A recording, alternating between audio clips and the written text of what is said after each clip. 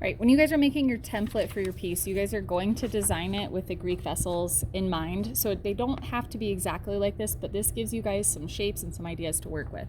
Some of these you can do completely with coils. Some of them you might end up working with coils and then inserting a slab section of it. And that's definitely possible. This one right here has coils built all the way to here, and then it has a slab section right here. You guys have already made cylinders with the mugs. You guys have already worked coils with the decorative piece. So this is just using what you guys have already learned and applying it in a different way.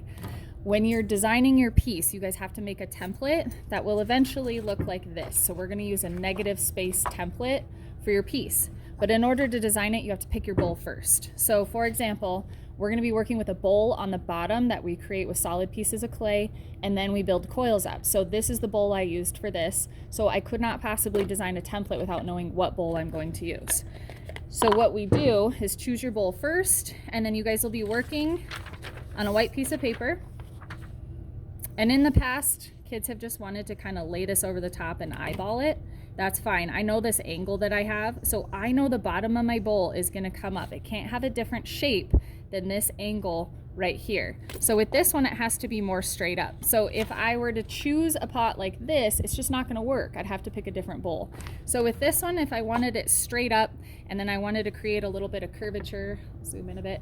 If I wanted to create a bit of curvature, I'm only gonna design part of my pot. Okay, minimum 10 inches. This paper is 11, so I know I can go towards the top.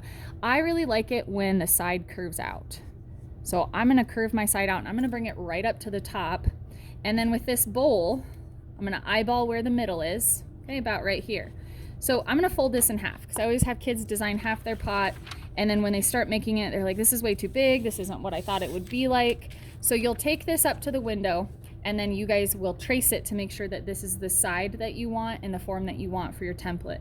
If it is, you guys can cut it out, trace it onto tag board, because we need to create a negative space template. So I would cut this out and trace it onto the template. Once it's cut out and traced onto the template, then you cut it out from the template.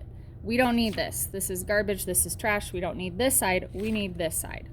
Because as you guys are working with your piece, I've got a bowl going right now.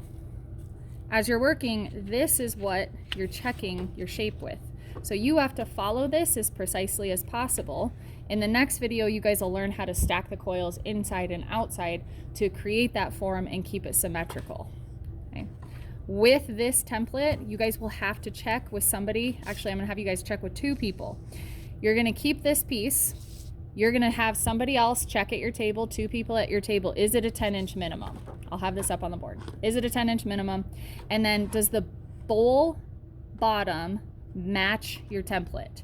So if somebody walks up to you with this bowl and it has a template that looks like this and it does not match, do not sign it. Because what you'll do, if I'm somebody's table mate, I'm gonna write Mrs. English on it. You'll have to have 2 other student signatures before you guys can start working on your bowl. That way we make sure that these templates are actually gonna work, the bowl selection is there, and we just keep each other accountable.